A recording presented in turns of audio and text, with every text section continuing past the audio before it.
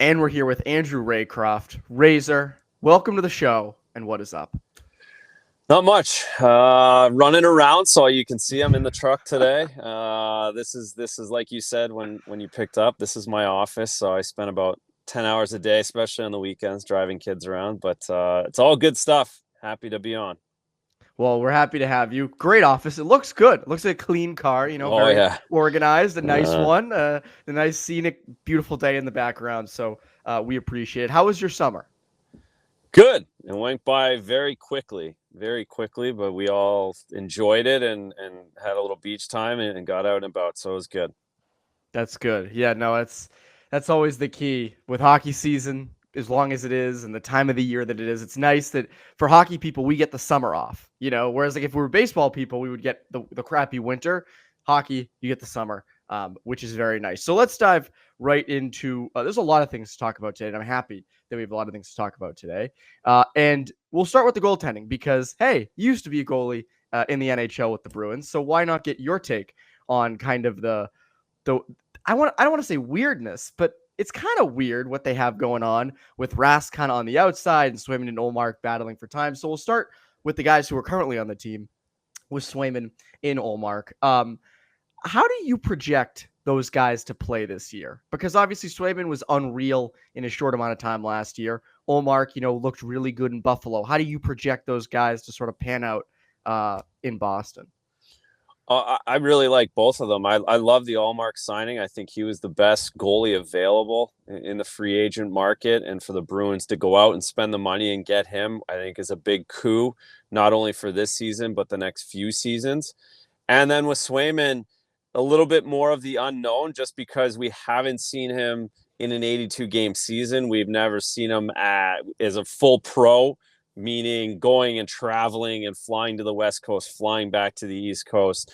But talent wise, attitude wise, character wise, he has all the makings to have a long career in the NHL as well. So I like the makeup. I like the fact that both of these guys don't have to play every game. They can get their work done with goalie Bob. They can continue to develop their games. They're both young guys, especially Swayman. He needs to develop a lot. And that means having good practices, having time to rest, having time to think about how he's going to work, how he's going to get better, and as well as playing and having that experience. So I think it's a nice balance for both of those guys. Certainly the oddness is going to come December, January. Basically, no matter what the Bruins schedule or record is, I think it's going to get odd. It's going to get very interesting when Tuukka starts feeling better, and then Tuukka starts skating over at Daily Rink, and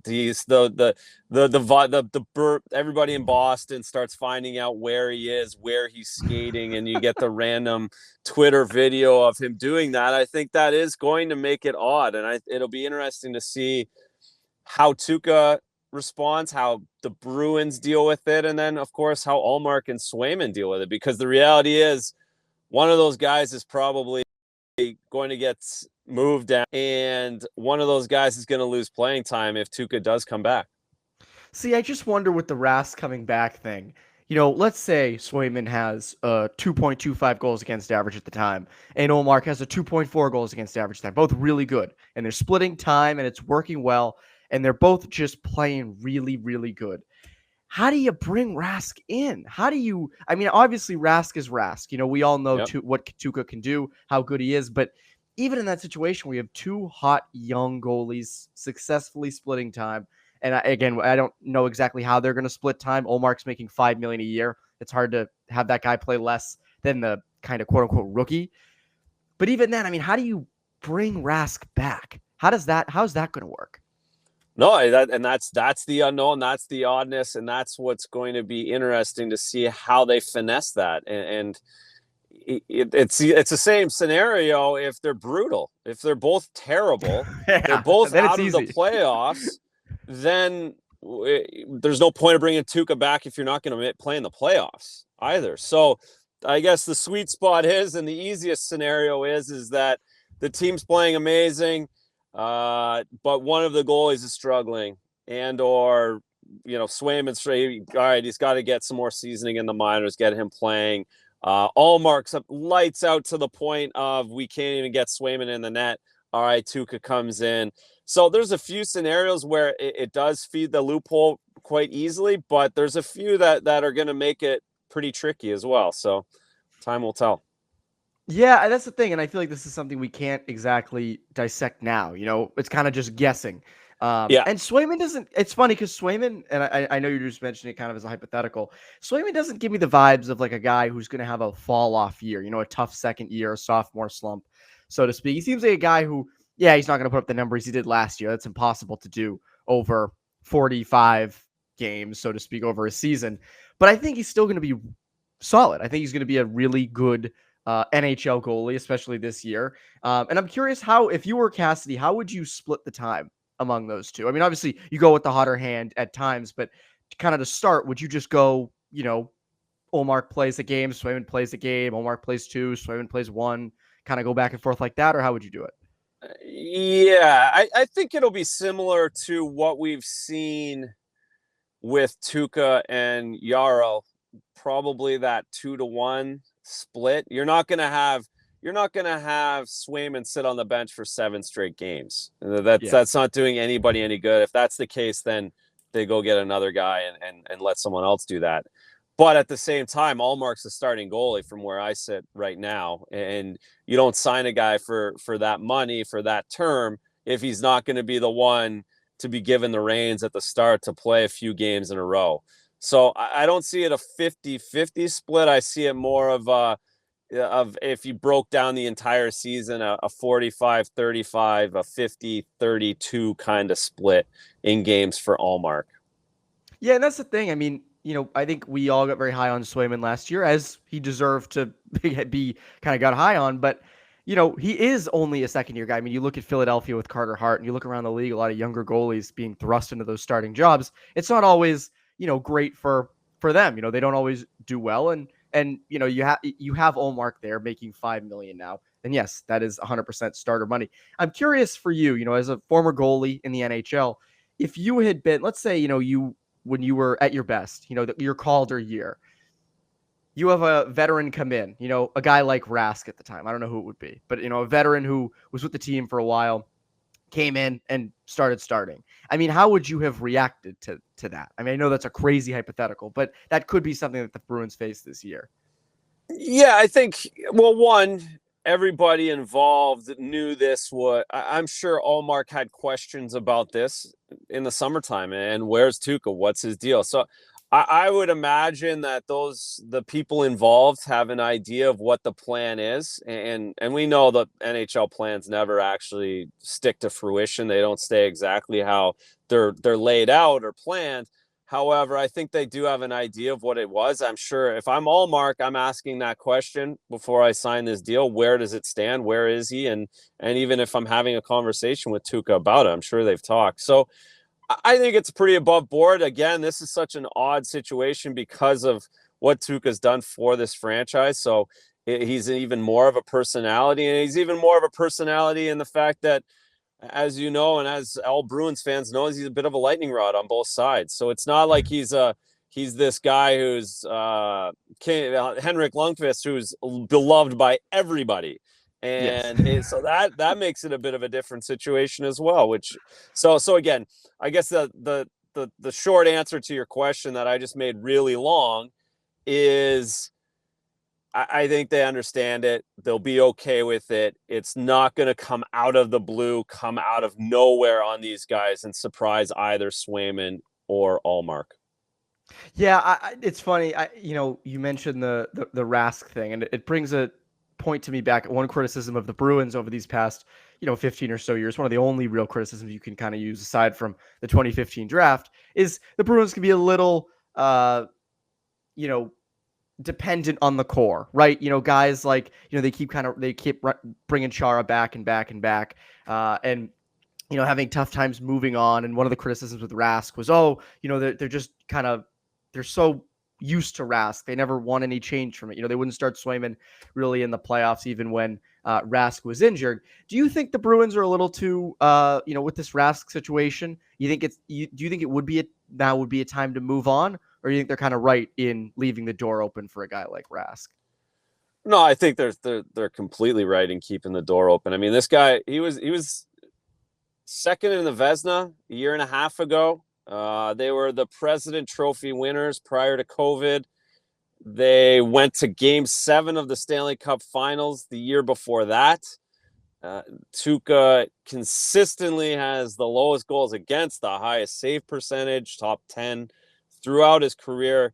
So, yes, you can hang on to guys too long sometimes, but I think the opposite is true. I mean, look at they moved away from Chara at a time when and they got criticism for that on the other side. Why didn't they keep Chara? Look at if they had Chara, look at how tough they would have been right now. And so no, I disagree of that narrative that they've hung on to this core too long, because the reality is this core still produces on a nightly consistent NHL basis. And there certainly have been scenarios throughout the league where guys have held on, but most of the time you want to keep what you know in your building that know that you can succeed. And the Tuukka thing in the playoffs, I mean, if you have a guy that you can roll out there, and I use this analogy on the radio once, and I've said it off air a bunch of times, but if I'm arrested for tax fraud and I'm going in front of a jury, do I want the 55-year-old lawyer who is one of the top tax lawyers in the country? He might have lost his last case. He might have lost 2 of his last 5 cases, but he's the top lawyer, top 5 in the country. Or do I want the hotshot Harvard law student kid who's never done a case, did some clerks, first trial lawyer? Am I going to pick him, or am I going to pick the 55-year-old guy? I'm taking the older guy that has experience, that's done it before, every single time, to save my butt and keep me out of jail. And that's listen, that's playoff hockey, and that's how you're looking at it on a daily basis. That's where you're going to go. And it usually takes a monumental injury or a monumental performance to the negative to let a young guy get an opportunity in those moments. So I don't see how playing Swayman in the playoffs would have made any difference, and going away from the core and not playing David Krejci in the playoffs makes anybody any better. It doesn't make sense to me. Oh, yeah, no, I agree. By the way, the tax fraud thing, that came out of nowhere. I was like, tax fraud? But well, hey, you made it work. I don't want to use like something really bad, you know? Yeah, you go tax fraud. Yeah. There we go. I like that analogy.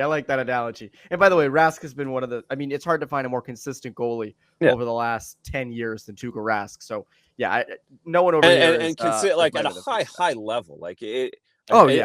It's pretty understated how high of a level he's played at in the last 5 years, not even going all the way back. Razor, you had a big tweet last night. I was looking this morning when I went to go send you the invite. Tom Brady going to beat this Patriots team by 100 points. Hundreds of the retweets, almost 1,000 favorites. You're officially kind of all faceted with Boston sports. Yeah. So props to you on that. Yeah, that one. I mean, I think it's pretty easy to get, that clickbait work if you mix that in. I didn't really think that much of it, which is funny. But yeah, I've been getting yelled at all day, and but by the looks of things, it could get ugly on Sunday. Yeah, that's not going to be too great. But this is Bruins. I agree with you. Yeah, though. I'm with you on the Brady thing. That's going to be something to watch for sure. Speaking of things to watch, Jake DeBrusk last night, or for people listening, Sunday night, in the first preseason game, scores the first goal of the game and then scores the shootout winner. Now, Jake DeBrusk is a guy everyone's kind of got their eye on this year. A lot of people thought he'd be traded this offseason. He isn't. He is back. Going to probably be on that third line with Haula and Foligno. For a guy like DeBrusk, I'm in the camp that said DeBrusk needs to start out hot. Now, that is preseason, but that's also regular season. Like, I don't care how he looks in training camp. I don't care how he looks in drills. I will believe DeBrusk, kind of his game, when I see it in the regular season, so to speak. But how important was a night like last night, or Sunday night now, for a guy like DeBrusk?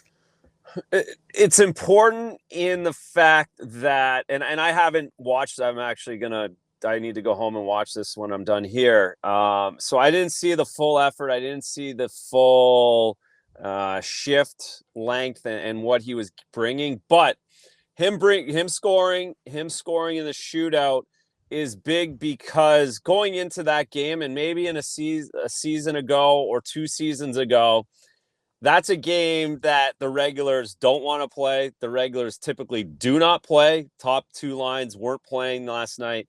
That would be a game where I would wonder if a young guy would be a little annoyed about having to play that game. And the fact that he went out and scored, the fact that he took it seriously, scored the shootout winner as well, tells me that he is starting a clean slate. And listen, I got to fight for my job. I got to fight for my positioning. Nothing's being handed to me.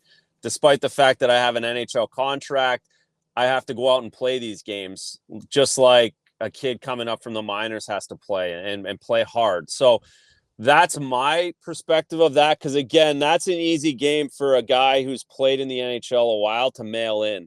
And all right, let's just get through this. Let's get back on the plane and get home. I'm annoyed no one else is here. I'm the only guy that had to do this. So the fact that that seems to not have happened is a good start for me. Yeah, I think there were 3 guys in game 1 who were sort of fighting for their job, so to speak, and that was DeBrusk. Except I don't think he's really fighting for his job. I think he's fighting to keep his job because he does really kind of have that third line. Yeah, he's fighting for a spot. He's fighting for his place in the lineup and not whether he's not going to the minors. He's not going down to Providence. So he's not fighting for that. He's fighting for a 3rd line wing, a 4th line wing, or the 9th floor to start out. So he's in that area rather than maybe some of the other guys who could go straight down to I-95. Yeah, he doesn't want to be up on level 9 with us. But no. 2 guys who could be and who are fighting to stay out of level 9 is Chris Wagner and John Moore, both of whom played in that Washington game. Chris Wagner was good, was fine. He played his game. I think, again, that 4th line is going to be, it seems like it could be Frederic, Nosek, and Curtis Lazar to start. I wonder if do you think a guy like Chris Wagner can kind of finagle his way back in, or that's something that's going to happen over the course of the season? I think, he can finagle his way in. There's always an injury or two, even throughout camp. The one caveat to that is they're going to have 10 days at the end of camp to nurse any of those injuries. They can really take their time with these guys, so they're not jumping in directly. But no, I think Wagner's in a bit of a tough spot at this point. If he's looking at the lineup, if he's looking at the fact, again, he's playing that game, and some of those other guys, even a Frederic, isn't playing it, would lend itself. And listen, the worst thing you can do in camp, and we're all pro athletes, are pro hockey players, are guilty of it, is looking at the lineup and reading into what means what instead of just playing your game. But certainly for me, looking at it as not being that, I'm like, well, that's not the best scenario for a Wagner and a Moore to be in that game. And they're going to have a fight on their hands to be able to crack the opening night lineup. Yeah, I don't think John Moore will be a horrible 7th defenseman. I mean, I know he gets a lot of flack for what he makes and for what he has and hasn't brought in the past few years.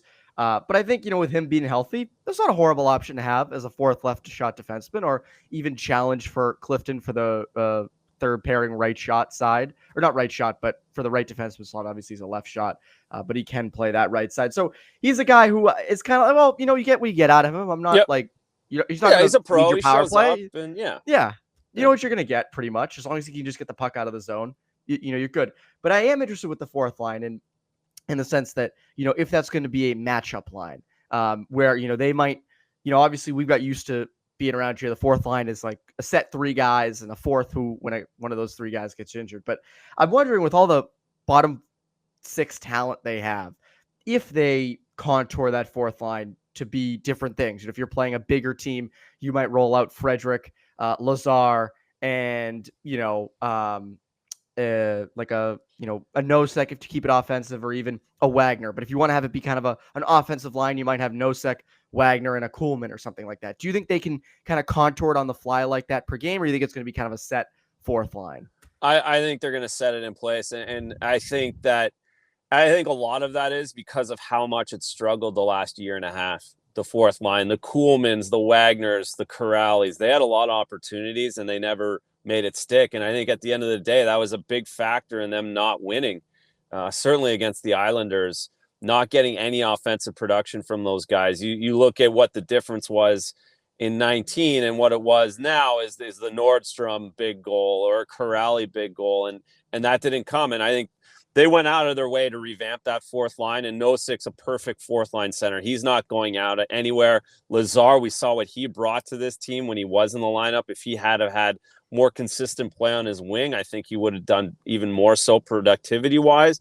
So I don't see them moving that around. I think if anything, there's going to be movement within the third and fourth line up and down, depending on the matchups and who they want to play and what kind of speed they want to have. But I don't see it being, I think a Carson Kuhlman's in a situation where he's going to need an injury to get into that lineup at this point. Yeah. Kuhlman's a tough one because he's been around for feels like a while, and he's never really broken in. I mean, he's had his chances. Yeah. I think it was Game 7 against the Blues. He was the second line winger, right? On the second line. Like if you score a shot, dude. That's as good as you're going to get. You find a way to score in Game 7, you're never going to pay for a meal here in Boston, let alone worry about a roster spot. But it didn't go that way. It didn't fall that way, and now you end up in a spot that, you're kind of odd man out after the signings this summer. That's a valid point. I'm also interested in Trent Frederick to see what he brings offensively on that fourth line. I think there is a little more to give for him. So that's a guy I'm also definitely looking at on that fourth line. Speaking of guys we're looking at, that's Charlie McAvoy. Charlie McAvoy, obviously, this is a big year for him. 5th in the Norris last year. Definitely going to get better and better. Hasn't come close to hitting his ceiling. Do-it-all defenseman, superstar of the team. But he is up for a new contract as an RFA after this season. And obviously the big talk, as Bruce mentioned the other day, saying, I don't know if I can say a lot about McAvoy. He's make him $9 or $10 million richer. What do you think a McAvoy deal is going to look like? I'm interested in your perspective on this. Yeah, and certainly the wealth management guys are having an eye on Charlie McAvoy right now too. What's coming down the pipe? He's going to get paid. That's the market for the young D-man. That's the reality. He's going to get paid, and I turned a lot on Charlie this past season, what he brought coming into certain tough situations, not having Chara. I was really interested to see how he was going to handle that, and I thought he responded with flying colors. The way he elevated his game, the way he took more on as a player, and just I think having Chara gone allowed him to spread his wings a little bit and be able to skate a little bit more and take more on. So I love his game. I think he can elevate it even more.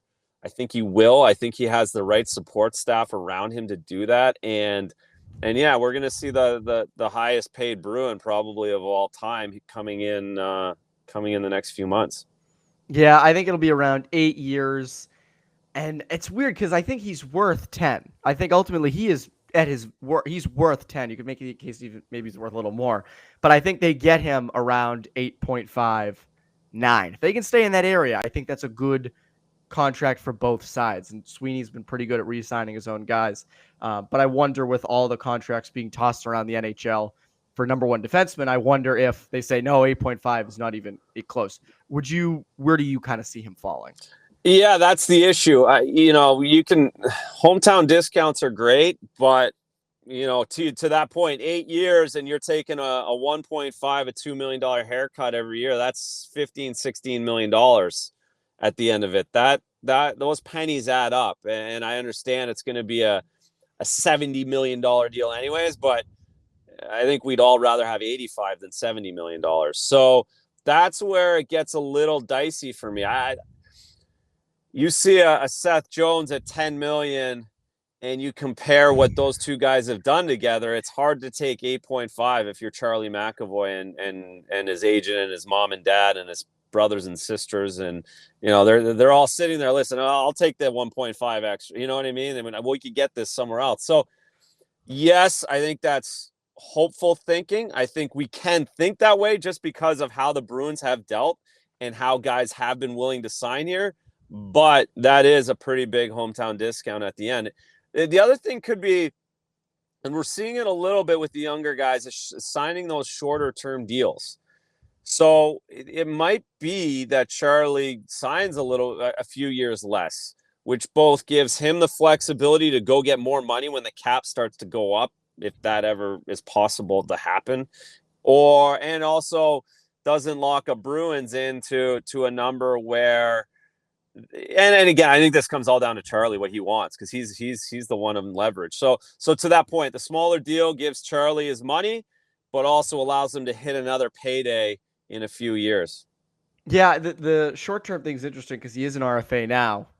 Get, 3-4 years down the line when he's a UFA, the cap has hopefully gone up. You're making way more money. So that actually could be another thing as well. People kind of forget his latest deal was a short-term deal. And I was of the camp that said with his latest deal when he signed it back in the fall of 2019, I remember thinking, get him long-term to a deal that looks really expensive now, that is not going to be expensive down the road. They elected to be short-term, and now you're kind of on this thing where he's due a lot of money. Because again, even though I say 8.5 or in that area, that would be a hopeful contract for the Bruins. Not so much for McAvoy. Like for McAvoy, he could literally get 8.5 from every single team in the NHL right now, today, tomorrow. Yes. So easy. Yes, and I think he's worth 10, and that is not taking into consideration how much better he gets this year. Lastly, who do you think should be his partner, Forbort or Grzelcyk?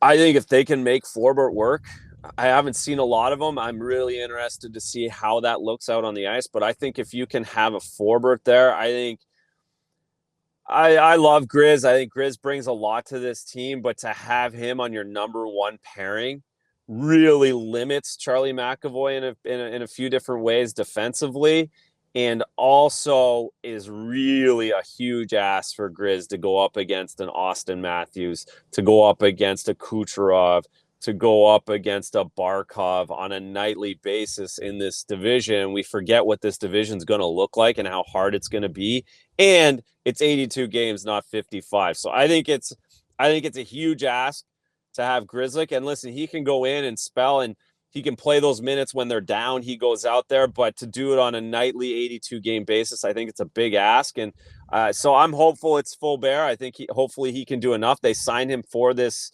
reason, to play those minutes, I believe.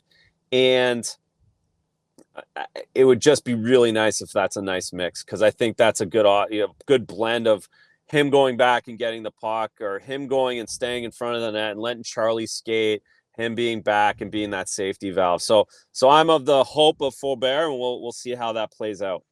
Yeah, and also the other thing with Grzelcyk is you can put him with McAvoy in a late game situation when you're down a goal, right? And you can absolutely do that to get good offensive shifts out of them. Or if they have an O-zone draw, you can throw Grzelcyk out with McAvoy, things like that. So yes, I was against Forbort being with McAvoy initially. As time has gone on, though, it's like, no, actually, I think it could work out. But again, we have to see what Forbort is, because he's never been a top pairing defenseman in his NHL career yet. So that's going to be interesting to watch as the season gets going. Razor, this was great. I'm so happy you could come on. I wanted to get your perspective for a while on the goaltending. Before you go, is there anything that you would like to plug or for the listeners to look out for? No, we're gonna hopefully get the morning brew going again with Jaffe and myself. So I guess that's one random plug, but otherwise on NESN and getting rocking and rolling for the season. So thanks for having me. A pleasure, and we'll do it again. Sounds good. Everyone go listen to Morning Brew when it starts up again, and everyone obviously watches pre and post anyway, so I don't think I have to tell them to go watch. Exactly. That's right. Yeah. Tune in and make sure you get NESN. Yeah, exactly. Make sure to watch the Bruins games if they're not already. Come yell at me on Twitter if you want, whatever. Yeah, go attack Razor for his non-Bruins takes. Yeah, come on, guys. Right. Anyways, Razor, always a pleasure. This was so much fun. I hope to have you on soon. But for Bruins Beat, I'm Evan Marinofsky, you Bruins Beat listeners. Have a great rest.